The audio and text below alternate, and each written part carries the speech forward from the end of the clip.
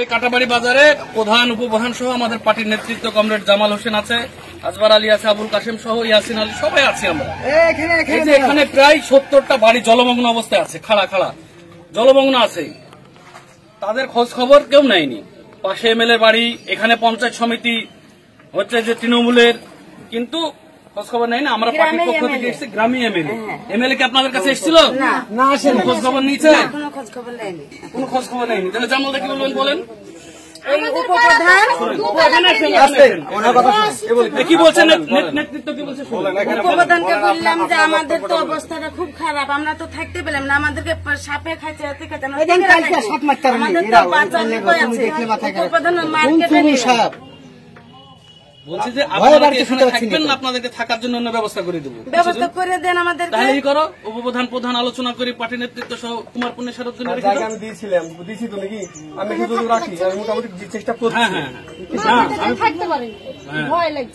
আপনি এখানে নেতা কি বলছে শুনেন, নেতা কি বলছে শুনেন। হ্যাঁ, নামটা লিখেন, নামটা লিখেন। জামালদা বলেন, স্বামীর নাম বলেন। আপনার বক্তব্য স্যার, আর বক্তব্য এই যে এক হাঁটু জল হয়ে গেছে, এই জল কিভাবে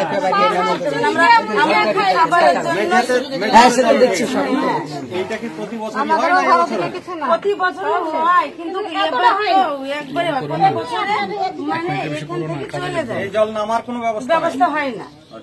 আমরা এসেছিলাম পার্টির পক্ষ থেকে, এবং আমাদের এখানে যে জোটের প্রধান উপপ্রধান এদের সঙ্গে নিয়ে আমরা এসেছিলাম পার্টির পক্ষ থেকে। পার্টির নেতৃত্ব কমরেড জামাল হোসেন আছে, আজবার আলী আছে।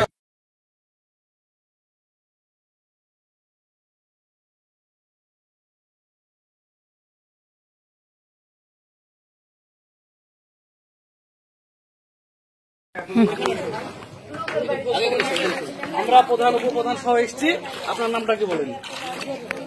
জরিনা, তুমি কি করছো? ছোট্ট করে দিন হলো লাইনি ভোটের সময়তে আসে, ভোটের সময় আসো, এখানে এসো, প্যান্ট করতে চলে আসেন। আমরা প্রধান উপপ্রধান সহ জোটের উপপ্রধান প্রধান আমরা সবাই এসেছি, এবং আমাদের সিপিএম পার্টির নেতৃত্ব এসেছি এখানে আপনাদের খোঁজ খবর নিতে। এখানে কটা পরিবার আছেন আপনারা? 100টা হয়ে যাবে মানে এমনি আমাদের ফ্যামিলি। হ্যাঁ, ফ্যামিলি, আমাদের ফ্যামিলি 4টি, এই ফ্যামিলি 4টি, বাকি ওখানে 3টে।